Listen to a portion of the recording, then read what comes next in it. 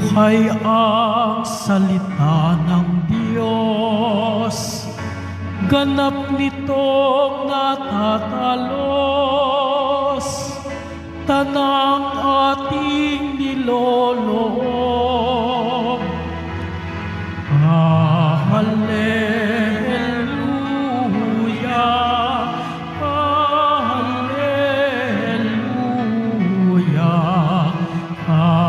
Hallelujah, Hallelujah.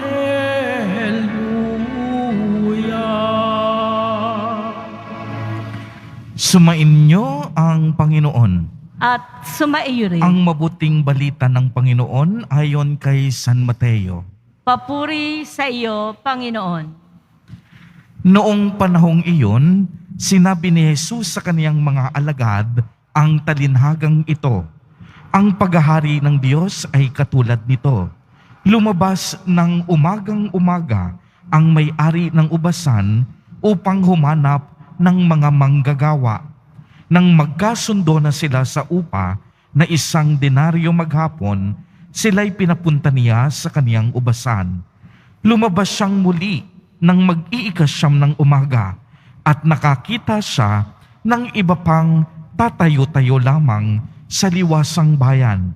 Sinabi sa kanila, "Pumaroon din kayo at magtrabaho sa aking ubasan at bibigyan ko kayo ng karampatang upa." At pumaroon nga sila. Lumabas na naman siya nang mag-12 ng tanghali at nang mag-iikatlo ng hapon, at gayon din ang ginawa niya. Nang mag-5 ng hapon, siya'y lumabas uli at nakakita pa ng iba pa ring manggagawa. Sinabi niya sa kanila, "Bakit kayo tatayo-tayo lang dito sa buong maghapon? Wala pong magbigay sa amin ng trabaho." Sagot nila. At sinabi niya, "Kung gayon, pumaroon kayo at gumawa sa aking ubasan."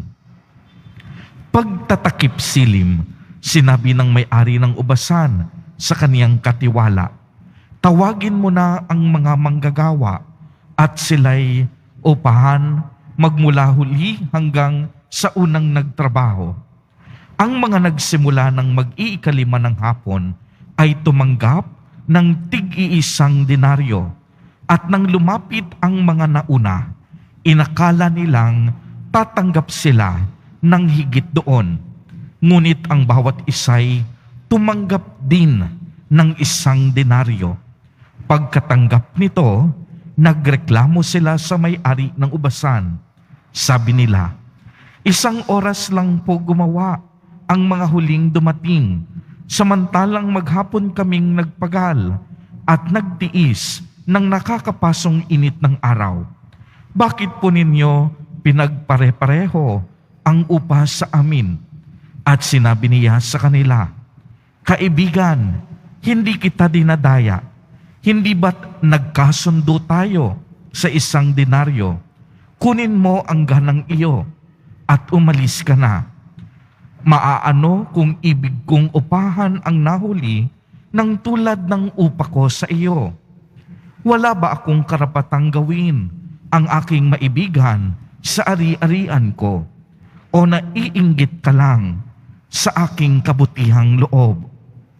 Kaya't ang nahuhuli ay mauuna at ang nauuna ay mahuhuli." Ang mabuting balita ng Panginoon. Pinupuri ka namin, Panginoong Heso Kristo. Magsiupo muna po tayong lahat. Magandang tanghali po sa inyong lahat, mga kapatid kay Kristo. Magandang tanghali po. Sa lahat po ng ating mga taga-subaybay sa iba't ibang online platforms at sa lahat ng ating mga kadiboto sa iba't ibang panig ng Pilipinas at maging sa buong mundo kung saan tayo ay naaabot ngayon ng ating live streaming. Mapayapang umaga din po, tanghali sa inyong lahat. Purihin at dakilain natin ang ating Panginoon, ang mahal na poong Jesus Nazareno. Palakpakan po natin ang ating Diyos na buhay. Mga kapatid kay Kristo at mga kadiboto, malugod po namin kayong tinatanggap sa Basilica Minor at Pambansang Dambana ni Jesus Nazareno. Ngayong araw na ito ay ginugunita po natin ang kapistahan ni Santa Rosa de Lima, isang dalaga, ang unang santa ng Amerika. Siya rin ang patrona ng Timog Amerika at ikalawang patrona ng ating bansang Pilipinas. Kalimitan po ay nalilinlang tayo sa isang kagandahan dahil sa panlabas na anyo. Malimit, naaakit agad tayo sa pisikal na kagandahan. Kung baga, mabilis tayong ma-attract sa mga magaganda. Kapag ka nakita ng mata na may kagandahan, una niya itong napapansin. Kapag may nakita tayong magandang damit, magandang kagamitan, magandang sasakyan, magandang bahay, magandang mukha, ay agad tayong naaakit.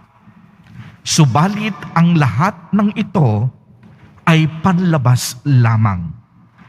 Ang tunay na kagandahan ay yaong hindi makikita sa panlabas, kundi mas higit ang kagandahan ng kalooban.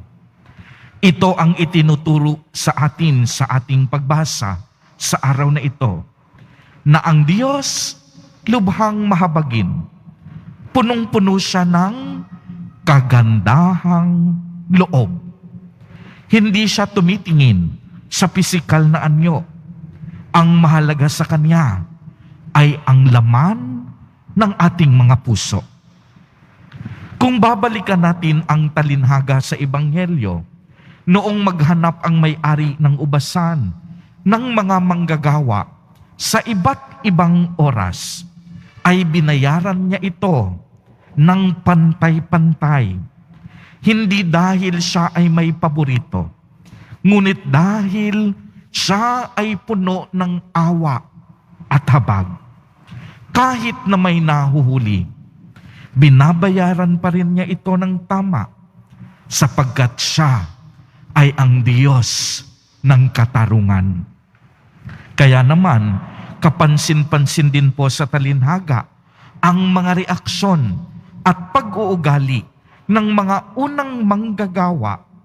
Nang umaga pa lamang, nagreklamo sila kung bakit pantay lang ang ibinigay ng may-ari sa kanila, samantalang mas matagal silang nagtatrabaho sa ilalim ng init ng araw. At ang sagot ng may-ari, wala ba akong karapatang gawin ang aking maibigan sa mga ari-arian ko? O naiinggit ka lamang sa aking kagandahang loob? Mga kapatid kay Kristo at mga kadiboto, minsan napapatanong tayo sa ating buhay, bakit minsan kahit anong pagsusumikap ko, hindi ko malampasan ng ibang tao? Minsan, kahit anong sipag ko, hindi ako umaangat kagaya ng iba. Mga kapatid kay Kristo, patuloy tayong pinapaalalahanan na hindi mahalaga ang kayamanang material sa paningin ng Diyos. Hindi tayo isinilang para mabuhay sa mga material na bagay. Ang mahalaga sa Diyos ay ang kayamanan ng ating puso. Uulitin ko po, ang mahalaga para sa ating Diyos, hindi ang kayamanang material, kung hindi ang kayamanan ng ating mga puso. Ngayong araw na ito, binibigyang pansin natin ang buhay ni Santa Rosa de Lima ng Peru. Bagamat malarosas ang kagandahan ng kaniyang mukha at ang kutis niya kumpara sa ningning ng asukal, ay kasing ganda rin ito ng kaniyang kalooban. Hindi niya ginamit ang kagandahan para iangat ang sarili at parangalan ang kaniyang sariling kagandahan. Bata pa lamang siya, kinakitaan na si Santa Rosa ng kakaibang kakayahang magtiis ng anumang matinding hirap at sakit ng kalooban at katawan. Sa lahat ng ito, ang Panginoon ang kaagapay ni Santa Rosa, sapagkat ang paghihirap ng ating mahal na Poong Hesus Nazareno, ang tanging niyang inspirasyon sa buhay. Siya ay naging masunuring anak, at noong magdadalaga siya, ay lalong lumutang ang kanyang angking kagandahan, kaya't marami ang sa kanya ay naakit.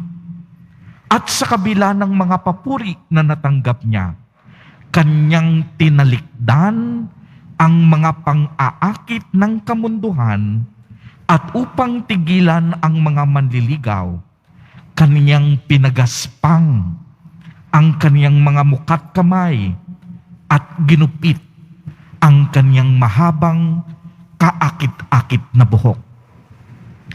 Mahirap talikuran ang kamunduhan, ngunit nagawa ito ni Santa Rosa de Lima dahil sa kagandahan hindi ng kaniyang pisikal na anyo, kung hindi sa kagandahan ng kaniyang kalooban.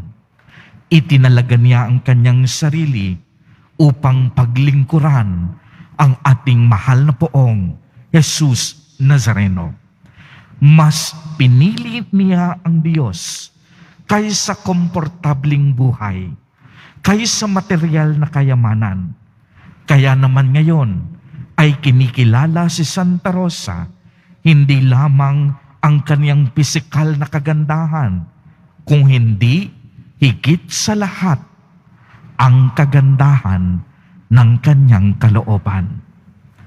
Mga kapatid kay Kristo at mga kadeboto, lagi po nating tatandaan na kinalulugdan ng Diyos ang isang taong may malinis at mabuting kalooban.